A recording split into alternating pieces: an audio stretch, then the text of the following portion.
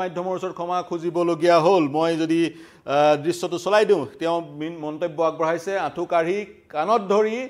এক মন্তব্য দি আছে আৰু এই মন্তব্যৰ যোগেদি তেওঁ গোৱালপাৰাবাসীৰ সন্মুখত ক্ষমা খুজিছে ঘটনাৰ সূত্ৰপাত কেনেকৈ হ'ল আজি গোৱালপাৰাত এক কেম্প আছিলে কিহৰ কেম্প চুলি গজোৱা কেম্প আৰু পংকজ কাঠকে আজি কেইমাহমান ধৰি অসমত চুলি গজোৱাৰ কেম্প কৰি আছে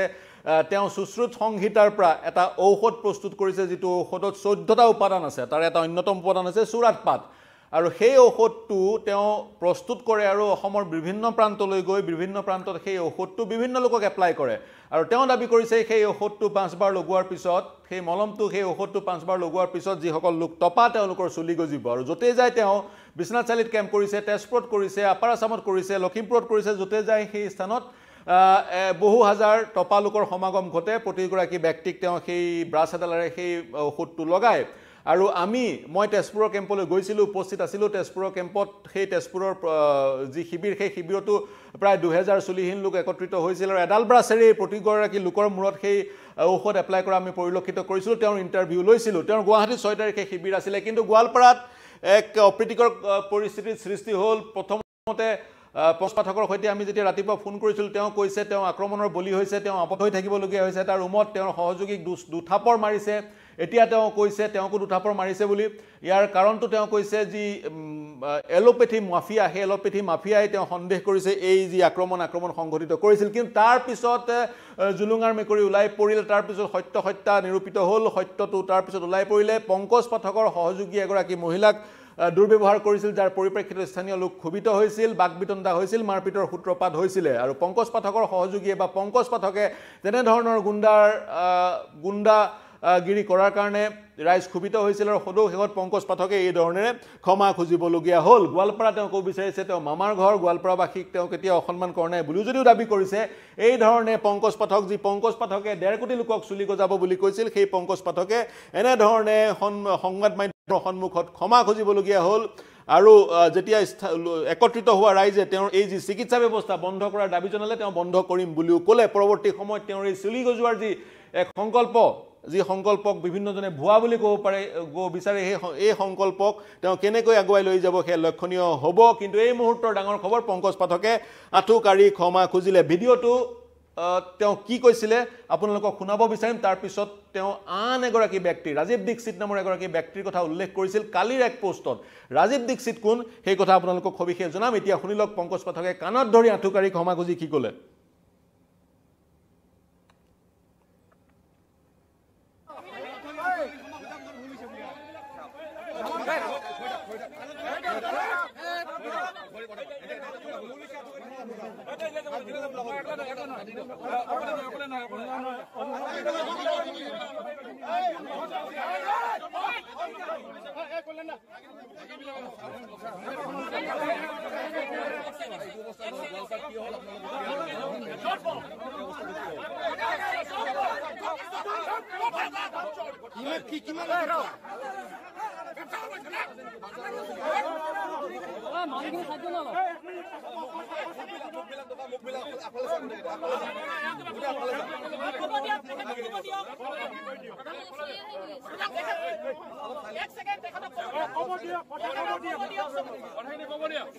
আৰম্ভ কৰি দিব পাৰোঁ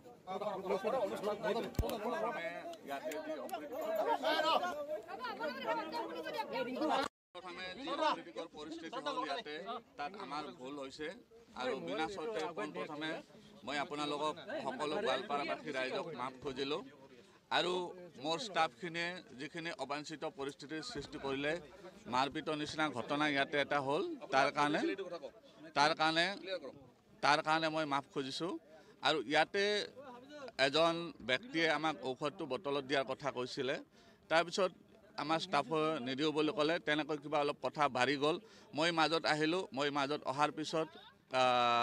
মোক অলপ ঠেলা হেঁচা কৰি আমাৰ ষ্টাফখিনি আগুৱাই আহি তেওঁলোকে অলপ কাজিয়া পেচাল কৰিলে আৰু এইটো বহুত লজ্জাজনক বিষয় হৈছে আমি যেতিয়া যিহেতু এটা ৰাইজৰ কাম কৰিবলৈ ওলাই আহিছিলোঁ তেনেকুৱা এটা কাম হ'ব নালাগে তো হৈয়ে গ'ল আমাৰ ভুল বুলি মানি লৈ সকলো ৰাইজৰ ইয়াতে গোৱালপাৰাবাসী ৰাইজৰ আগত আমি মাফ খুজিছোঁ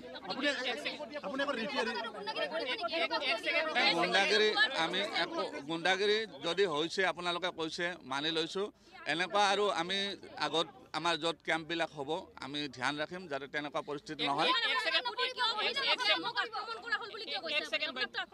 শুনক মোক ইয়াতে এইখিনিত পৰিছে, মোৰো 2 থাপৰ 3 থাপৰ মোক পৰিছে। শুনক মই কৈছোঁ মোৰো ভুল হৈছে তাতে, কাৰণ এই যিখন কাজিয়া হ'ল মই চম্ভালিব নোৱাৰিলোঁ, সেইকাৰণে মোকো তুলিছে। ময়ো তুলিছোঁ, মই সেনেকৈ মই ভাঙিবহে গৈছিলোঁ, ঠেলা হেঁচা হৈছে, তাতে মোৰ ভুল হৈছে, সেইটোৰ কাৰণে মই মাফ খুজিছোঁ।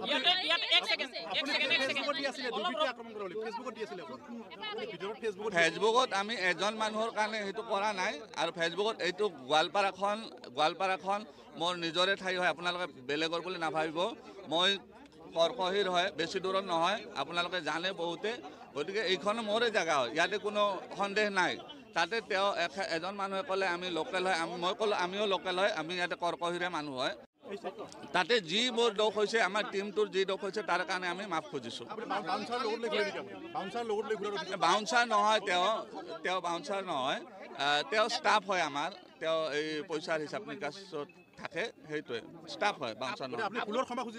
মই ক্ষমা 100 বাৰ খুজিছোঁ, কাৰণ এনেকুৱা অপ্ৰীতিকৰ পৰিস্থিতি এটা হ'ব নালাগে। মইতো একো কৰা নাই, ইয়াতে মই ভাঙিব গৈছিলোঁ, নহয় মই ভাঙিব গৈছিলোঁ, তাতে হ'ব মই মাফ খুজিছোঁ, স্বীকাৰ কৰিছোঁ, আপোনালোকে যেনেকৈ কৈছে সেইমতে স্বীকাৰ কৰিছোঁ। একনে আপোনালোকে গোৱালপাৰাবাসী জানো বহুত মৰমীয়াল মানুহ, গোৱালপাৰাবাসী মই স্বীকাৰ কৰিছোঁ, গোৱালপাৰাবাসী বহুত মৰমীয়াল মানুহ। নাই মিছা একো নাই, সঁচা কথা কৈছোঁ, মোৰো ভুল হৈছে, ফেচবুকত দিয়াটোও ভুল হৈছে, সকলোকে মাফ খুজিছোঁ। গোৱালপাৰাৰ বিষয়ে বেলেগ একো দিয়া নাই, মই কৈছোঁ কি সেইটো মৰমত কোৱা হয়, অভিমান থাকে, যিহেতু মোৰ মামাৰ ঘৰ হয়, নহয় যিহেতু মোৰ মামাৰ ঘৰ হয়, সেইটো অভিমান এটা থাকে, বেলেগ একো নাই। অ'কে,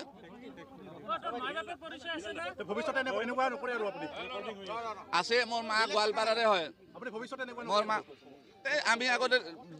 আগতে যদি আমাৰ যিবিলাক কেম্প হয় আমি সেইটো ধ্যান ৰাখিম যাতে অপ্ৰীতিকৰ পৰিস্থিতি নহয়। দৰ্শক পংকজ পাঠকৰ মন্তব্য, তেওঁ কৈছে ফেচবুকত তেওঁ এক মন্তব্য কৰিছিল, কালি সেই মন্তব্য কৰাটো ভুল হৈছিল। এতিয়া ফেচবুকত তেওঁ কি মন্তব্য কৰিছিল ইতিমধ্যে আমি দেখুৱাই আছোঁ, আপোনালোকে মন কৰিব। পংকজ পাঠকে নিজকে আবদ্ধ কৰি ৰখাৰ পিছত বা ৰাইজৰ ক্ষোভত ভীতিগ্ৰস্ত হৈ আবদ্ধ হৈ থকাৰ পিছত এটা ৰুমত সদৌশিকত তেওঁ ওলাই আহি আঁঠু ল'লে, কাণত ধৰিলে আৰু ক্ষমা খুজিলে। এক অপ্ৰীতিকৰ পৰিস্থিতিৰ সৃষ্টি হ'ল। এগৰাকী যি ভাষ্য আহিছে, এয়া চাওক, এই ধৰণেৰে আঁঠু লৈ ক্ষমা খুজিছে, এই ধৰণেৰে কাণত ধৰি ক্ষমা খুজিছে, আৰু যি মন্তব্য আগবঢ়াইছে, মন্তব্য আগবঢ়োৱাৰ আৰম্ভণিৰ পৰা শেষলৈকে তেওঁ ক্ষমা খুজিছিলে আৰু কিয় হস্তক্ষেপ কৰিছিলে। এগৰাকী উইক পৰিহিত মহিলা আহিছিল, মহিলাগৰাকীয়ে তেওঁৰ যি ঔষধ, সেই ঔষধ বটল এটাত ভৰাই দিব ক'ব বিচাৰিছিল, তেওঁ তাতে অমান্তি হ'ল। যিগৰাকী মহিলাই উইক পিন্ধি আহিছিলে, তেওঁ এনেকুৱাও হ'ব পাৰে ৰাইজৰ সন্মুখত তেওঁ উইকডাল খুলি সেই স্থানতে সেই ঔষধ ব্যৱহাৰ কৰিব নিবিচাৰিব পাৰে। এনে বহু লোক আছে যি নিবিচাৰিব পাৰে, কাৰণ বহুলোকে ধাৰণা কৰে, বহুলোকে নিজৰ সেই ৰূপটো দেখুৱাব নিবিচাৰে, আৰু যদি নিবিচাৰে আমি বা পংকজ পাঠকে সেইগৰাকী ব্যক্তিৰ সেই যিটো মনোকামনা বা যিটো ইচ্ছা, সেই ইচ্ছাটোক সন্মান জনাব লাগিছিলে। সন্মান জনোৱাৰ বিপৰীতে যি অভিযোগ উত্থাপন হৈছে, স্থানীয় ৰাইজে যি কৈছে এই মহিলাগৰাকীক দুৰ্ব্যৱহাৰ কৰিছিলে পংকজ পাঠক আৰু তেওঁ সহযোগীয়ে, যাৰ ফলশ্ৰুতিত এনেধৰণৰ এক পৰিস্থিতিৰ সৃষ্টি হৈছে। যি পংকজ পাঠকে সমগ্ৰ ৰাজ্যৰ 1 কোটি মানুহক চুলি গজাব বুলি কৈছিলে, সেই পংকজ পাঠকে আঁঠু কাঢ়ি ক্ষমা বিচাৰিছে। আৰু অনাগত সময়ত তেওঁ এই যি তেওঁৰ পৰিক্ৰমা চলাই লৈ যাবনে লক্ষণীয় হ'ব। মই পুনৰ কৈছোঁ, তেওঁ কৈছে সুশ্ৰুত সংহিতাৰ পৰা এই ঔষধ তেওঁ প্ৰস্তুত কৰে, এই ঔষধ গুপ্তবিদ্যা, ঔষধত কি উপাদান আছে কাকো নকয়, মাত্ৰ এটা উপাদানৰ কথা কয়। চুৰাট পাতৰ ঔষধটো ব্ৰাছেৰে এপ্লাই কৰা হয়, যিসকল লোক তাত সমবেত হয় সেইসকল লোকৰ হিষ্ট্ৰী কোনো ধৰণৰ সোধা নহয়, তেওঁলোকৰ ৰেজিষ্ট্ৰেশ্যন কৰা নহয়, তেওঁলোকক মাত্ৰ এখন আসনত বহিবলৈ দিয়া হয় আৰু এডাল ব্ৰাছেৰে সকলোৰে মূৰত, সকলোৰে চুলিহীন মূৰত এই ঔষধটো সনা হয়। গতিকে এজনৰ পৰা আনজনলৈ এই প্ৰক্ৰিয়াৰ যোগেদি স্কিন ইনফেকশ্যন অহাৰো পূৰ্ণ সম্ভাৱনা থাকে। গতিকে যদিহে তেনেধৰণৰ সঁচাকৈ পংকজ পাঠকৰ মেডিচিনেৰে চুলি গজে, সেই মেডিচিনক মান্যতা প্ৰদান কৰাটো চৰকাৰৰ কৰ্তব্য, দায়িত্ব। আমি পংকজ পাঠকৰ কেম্পলৈ গৈ পংকজ পাঠকে কি কৰি আছে আমাৰ যোগেদি সমগ্ৰ অসমবাসীক দেখুৱাইছিলোঁ। চৰকাৰ তাৰপিছত সষ্টম হ'ব লাগিছিল, চৰকাৰে যি যাৱতীয় পদক্ষেপসমূহ সেই পদক্ষেপসমূহ গ্ৰহণ কৰিব লাগিছিল যি প্ৰতিষ্ঠানে এনেধৰণৰ ঔষধক মান্যতা প্ৰদান কৰে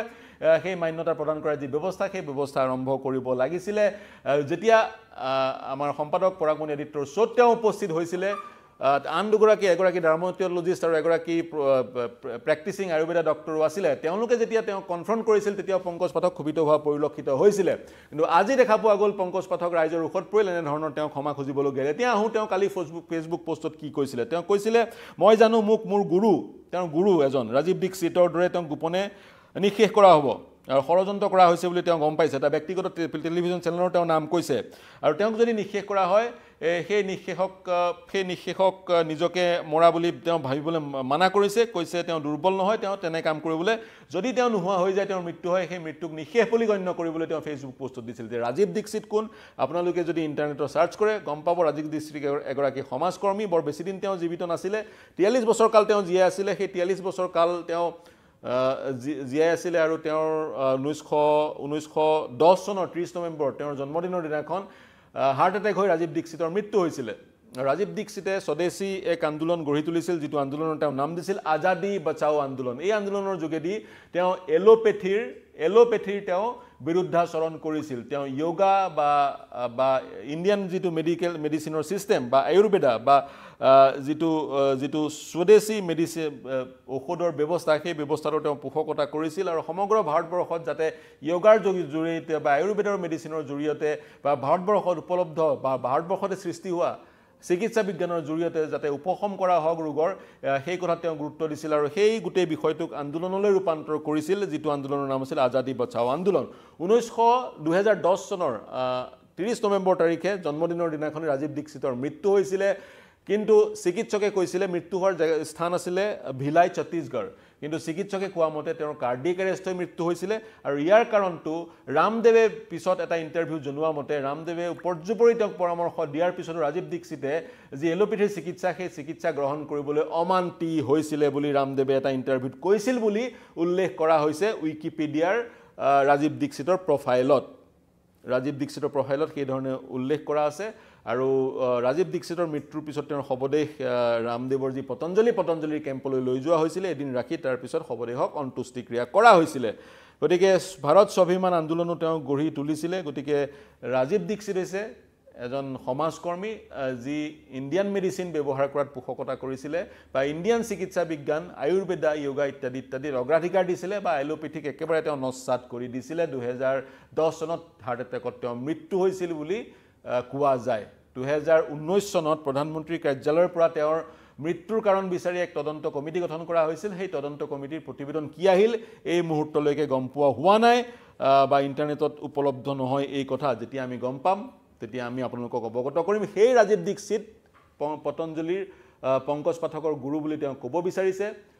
পংকজ পাঠকৰ গুৰু তেওঁ ষড়যন্ত্ৰ কৰি নিঃশেষ কৰা হৈছিল যি ধৰণে পংকজ পাঠকে কোৱা মতে সেই ধৰণে তেওঁকো নিঃশেষ কৰা হ'ব বুলি কৈছিল কালিয়ে তেওঁ কেনেকৈ গম পালে তেওঁ এই ধৰণে নিঃশেষ কৰা হ'ব বুলি আৰু তাৰ পিছত আজি এনে ধৰণৰ ঘটনা ঘটিলে এই আক্ৰমণৰ ঘটনা নহয় আমি গম পোৱা মতে বা আমাৰ স্থানীয় সাংবাদিকে জনোৱা মতে ঘটনাৰ সূত্ৰপাত হৈছিল পংকজ পাঠকৰ টিমৰ পৰাই আৰু সেই কাৰণে পুনৰ ভিডিঅ'টো মোৰ এই পিছফালৰ স্ক্ৰীনখনতে চলাই দিছোঁ ইতিমধ্যে আপোনালোকে তেওঁৰ মন্তব্য শুনিলে এনে ধৰণেৰে আঁঠু কাঢ়ি ৰাইজৰ ৰোষত পৰি ক্ষমা খুজিবলগীয়া হ'ল পংকজ পাঠকে ক্ষমা খোজা মাত্ৰকে তেওঁ সেই স্থান ত্যাগ কৰে আৰু সেই স্থান ত্যাগ কৰাৰ পিছত পংকজ পাঠকে কি পদক্ষেপ লয় বা অনাগত শিবিৰসমূহ 6 তাৰিখে গুৱাহাটীত শিবিৰ আছিল সেই শিবিৰসমূহ অনুষ্ঠিত কৰে নে নাই চৰকাৰে কি পদক্ষেপ লয় চৰকাৰে তেওঁ শিবিৰ পতাৰ অনুমতি প্ৰদান কৰে নে নাই বা তেওঁৰ যি ঔষধ যিটো ঔষধক তেওঁ গুপ্তবিদ্যা বুলি কয় ঔষধৰ উপাদানসমূহ তেওঁ ৰাজহুৱা নকৰে তেওঁ ক'ব বিচাৰে মই যদি ঔষধৰ উপাদানসমূহ ৰাজহুৱা কৰোঁ এই যি ব্যক্তিগত প্ৰতিষ্ঠানবোৰ আছে ফাৰ্মা কোম্পানীবোৰ আছে সেই কোম্পানীবোৰে উপাদানসমূহৰে ঔষধ প্ৰস্তুত কৰিব ঔষধ প্ৰস্তুত কৰি বহুত মূল্যত এক্সপেন্সিভ ঔষধ বিক্ৰী কৰিব আৰু যিসকল দৰিদ্ৰ শ্ৰেণীৰ ৰাইজে নিজৰ মূৰত চুলি গজাব বিচাৰিছে তেওঁলোক উপকৃত নহ'ব সেইকাৰণে তেওঁ ঔষধৰ উপাদান মাত্ৰ এটাই কয় চুৰাট পাত আৰু সেইকাৰণে মন কৰিব যিসকল চুলিহীন লোক তেওঁলোকে মূৰত এখন ঔষধটো এপ্লাই কৰাৰ সময়ত মূৰত এখন গামোচা মাৰি থাকে যাতে ঔষধটো আহি চকুত নপৰে চকুত পৰিলে ঔষধটো জ্বলে বহু লোকে এই ঔষধটো এপ্লাই কৰাৰ পিছত কিন্তু মূৰত ঘাঁ হোৱাৰো অভিযোগ উত্থাপন হৈছিলে আমি যেতিয়া তেজপুৰলৈ গৈছিলোঁ তেনে ধৰণৰ অভিযোগ আমিও পাইছিলোঁ আৰু বহু লোকে কিন্তু চুলি গজা বুলিও দাবী কৰিছিল যদিহে চুলি গজে এই ঔষধটোক মান্যতা প্ৰদান কৰাৰ প্ৰয়োজনীয়তা আছে যদিহে চুলি নগজে ইয়া বেভিচাৰ আৰু ইয়া যদি ফ্ৰড তেতিয়া পংকজ পাঠকৰ বিৰুদ্ধে বিহিত ব্যৱস্থা গ্ৰহণ কৰাৰ কিন্তু তাৎক্ষণিকভাৱে বিহিত ব্যৱস্থা গ্ৰহণ কৰাৰ প্ৰয়োজনীয়তা আছে আৰু যদি চুলি সঁচাকৈ গজে মান্যতা প্ৰদান কৰাৰ প্ৰয়োজনীয়তা আছে প্ৰিয় দৰ্শক এই বিশ্লেষণ আগবঢ়ালো এই বাতৰিটো ৰাত ধৰি বিশ্লেষণ কেনে পালে ক'ব আপোনালোকে মন্তব্য কৰিব এইয়া চাওক পংকজ পাঠক এনেধৰণে আঁঠুকাৰী ক্ষমা খুজিছে কি মন্তব্য কৰিব প্ৰতিক্ৰিয়া দিব আমাৰ ইউটিউব চেনেল আৰু ফেচবুক পেজত প্ৰৱেশ কৰি কমেণ্ট আৰু প্ৰতিক্ৰিয়া দিব পাৰিব আপোনালোকৰ মন্তব্য প্ৰতিক্ৰিয়া আমাৰ কাৰণে চালিকা শক্তি পৰৱৰ্তী সময়ত পংকজ পাঠকে কি পদক্ষেপ ল'ব আমি জনাই যাম আপোনালোকক মন্তব্য কৰি থাকিব কেৱল পংকজ পাঠকৰ বাতৰিয়ে নহয় দেশ বিশ্ব ৰাজ্যৰ সকলো বাতৰিৰ কাৰণে চাই থাকিব নিউজ